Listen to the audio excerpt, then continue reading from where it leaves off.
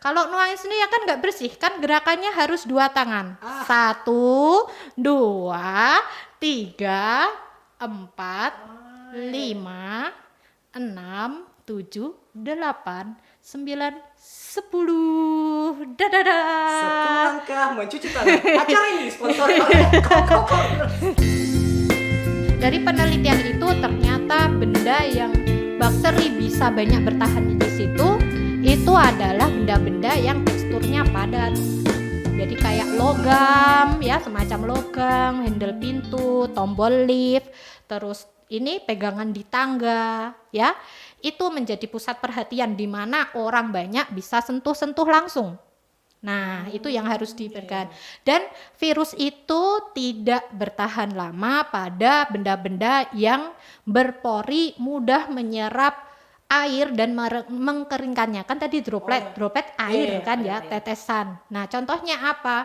Kayak tisu sama kain. Nah, kayak misalnya kain katun itu kan mudah sekali. Kayak kita kan juga nyerap keringat, kemudian cepet kering, nggak lembab kan.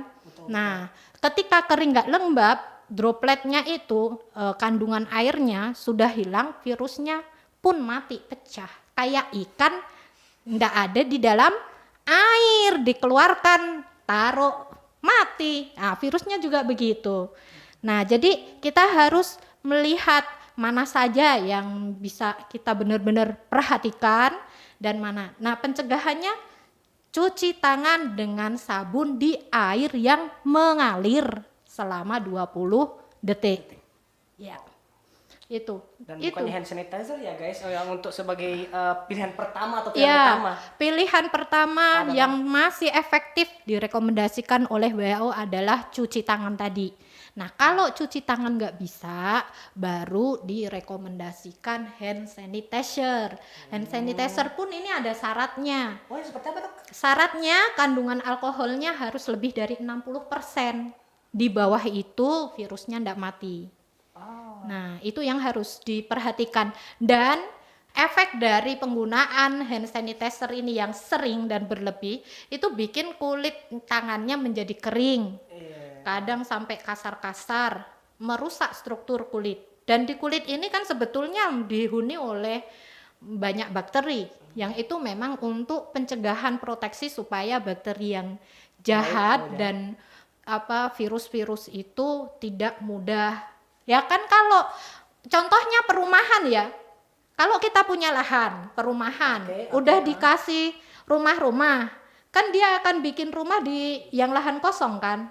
Nah, kalau bakteri flora normalnya itu sudah nempetin di situ, kan virusnya susah masuk. Tapi kalau nggak ada, kayak lahan yang kosong, nah bisa deh bangun banyak di situ. Nah, bakterinya juga bisa masuk di situ.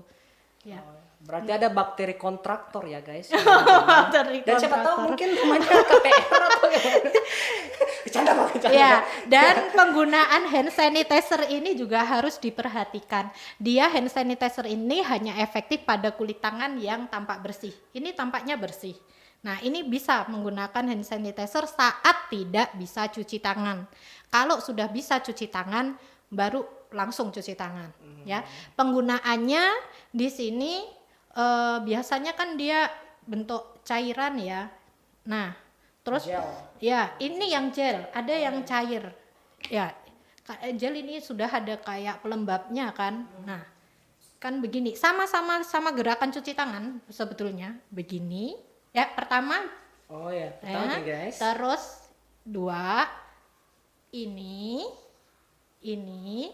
terus mengkait, ya, baru jempol. Nah, ini berputar ke arah kelingking. Kalau begini kotorannya tertumpuk di sini, jadi harus sebaliknya. Ini juga sebaliknya, baru sini, ya. Nah, ini makanya ini yang kuku ini panjang. Tempat-tempat bakteri, virus, potong kukunya. Jadi kayak anak-anak deh. Ya mama rempong.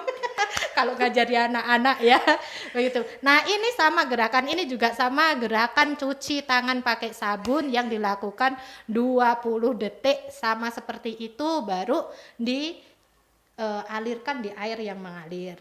Kalau di situ nggak ada air yang mengalir gimana coba? Adanya cuma bagaimana caranya? Saya punya sabun, saya kantongi yang kecil-kecil begini ada sabun, tapi nggak ada keran. Apa? Ada ide? Kelamaan. Kelamaan. Ambil air minum, botol air minum, suruh orang tuangin. Apakah mengalir kalau dituang? Anak-anak ya kan mengalir. Nah, jadi pakai asisten minta tuangin, kita kemudian cuci tangan di situ di air yang mengalir itu. Kalau nuangin sendiri, Dok? Kalau nuangin sendiri ya kan nggak bersih, kan gerakannya harus 2 tangan. 1, 2, 3, 4, 5, 6, 7, 8, 9, 10. Dadah. 10 langkah mencuci tangan. Acara ini disponsori oleh Coca-Cola. Oke, ya seperti gitu ya, Dok. Tapi ada lagi satu nih topik yang mungkin kita para millennials dan juga masyarakat di luar sana ingin tahu mengenai isolasi mandiri, Dok. Oh iya. Itu prosedurnya sih bagaimana sih? Oh iya. Sebelum itu nanti daripada saya lupa, banyak pertanyaan yang bilang sabunnya antiseptik tuh, gitu. Enggak iya, Dok, betul, jangan betul. sampai menimbun sabun antiseptik ya. Jangan. Semua sabun bisa. Mau sabun cuci piring, mau sabun cuci badan, mau deterjen bisa dipakai untuk cuci tangan. Karena dia prosesnya adalah dia merusak virus itu bagian luarnya lemak. Jadi bahan-bahan sabun yang dia bisa untuk bersihin lemak-lemak efektif. Jadi apa yang ada di rumah pakai. Sabun mandinya habis, pakai sabun cuci gitu. Jadi ndak usah latah kemudian panik nimbun-nimbun yang antiseptik dan yang lain. Manfaatkan apa yang ada di sekitar ya. Nah, kemudian tentang isolasi mandiri sama karantina mandiri. Sebelumnya apa bedanya dulu? Nah, bedanya kalau isolasi itu dia cenderung sudah yang sakit. Kalau karantina kan kalau isolasi kan kayak ya sukarela, tapi intinya sama sih ya, sama-sama sendiri. Siapa saja yang harus kalau karantina kan juga kamu di karantina gitu ya. Kayak Putri Indonesia. Iya, di karantina kemudian ini jadi cenderung dia lebih sehat. Kalau yang isolasi kan cenderung yang sakit-sakit ya. Nah, tapi intinya sama. Siapa saja dia yang orang yang dalam 14 hari belakang terakhir, jadi 14 hari kemarin, kalau sekarang tanggal 26, jadi 14 hari sebelum tanggal 26 ya, tanggal 12, mulai dari tanggal 12 sampai hari ini sempat bertemu atau merawat dengan orang yang menderita COVID-19 ya, atau datang ke daerah-daerah yang dinyatakan Red zone. Ya, red zone, benar. Jakarta, Surabaya, sekarang Makassar ya. Makassar sekarang kan sudah Sulawesi Selatan nomor 2 sesudah Jakarta. Ya, kita sudah dinobatkan sejak kemarin itu sebagai area dengan transmisi lokal. Apa maksudnya transmisi lokal? Maksudnya di situ sudah campur baur, nggak bisa dibedakan antara siapa yang positif COVID-19 dan siapa yang benar-benar sehat. Kita dinobatkan. Ya, dinobatkan 2 daerah saja di luar Jawa. Itu Kalimantan, saya lupa, sama kita. Dan kita nomor 2 sesudah Jakarta kasusnya. Nah, tadi kembali ke situ. Jadi kalau misalnya ini, makanya kalau ada ini milenial yang dari Makassar, Anda mudik, nah Anda langsung dinobatkan sebagai ODP, orang dalam pemantauan. Karena di Makassar sudah red zone. Emangnya kalau ketika sebuah wilayah dikategorikan sebagai red zone itu yang maksudnya kayak ya memang jumlah pasiennya banyak. Iya. dari jumlahnya, gitu ya. dari situ, dari positifnya. Kalau kita pelajari, siapa sih yang positif sekarang terdeteksi banyak? Searching dia Surabaya itu yang terdeteksi positif adalah orang yang pulang dari Jakarta. Kita yang di Sulawesi yang positif adalah mahasiswa ya ya entah putra atau entah putri untuk menyamarkan ini ya, itu yang pulang dari Jakarta ya. Nah, ketemunya di sini karena dia langsung ke kampung kan, jadi positif lah di daerah. Nah, inilah semua. Jadi di situ di Surabaya juga seperti itu. Di Italia model penyebarannya juga seperti itu. Jadi yang rawan sebetulnya yaitu yang kaum milenial.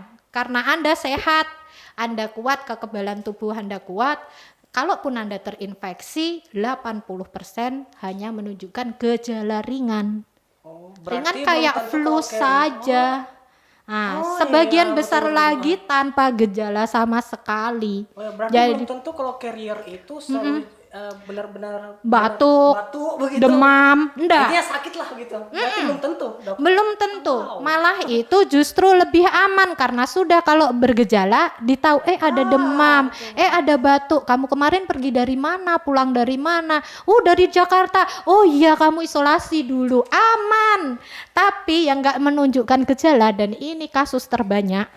Dia langsung pulang, dia tutup mulut. Pulang dari mana? Dari sana. Nggak bilang kalau dari daerah red zone. Nah, dialah yang menyebarkan itu kemana-mana.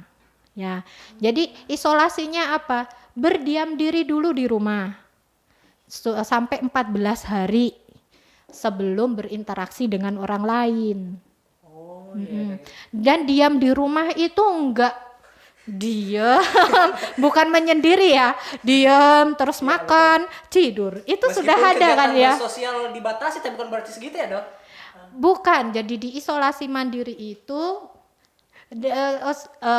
isolasi mandiri itu masih melakukan aktivitas seperti makan makanan bergizi, saat ada demam batuk pakai masker, berjemur jam 10 pagi selama 15 menit. Itu kemudian olahraga juga dilakukan seperti itu, jaga jarak sama keluarga. Untuk statement terakhir, Dok, apakah orang yang sudah terjangkit oleh virus corona seberapa besar kemungkinan atau seberapa besar persentase bahwa dia akan sembuh? Kalau akan sembuh, jadi dari keseluruhan yang terinfeksi dan bergejala, ini yang bergejala, sebagian besar kan tidak bergejala. Yang bergejala 80% itu hanya ringan. Selebihnya baru sedang dan berat. Sedang itu kalau sudah ada demam di atas 38 derajat dan ada sesak nafas. Nah, itu baru ke rumah sakit.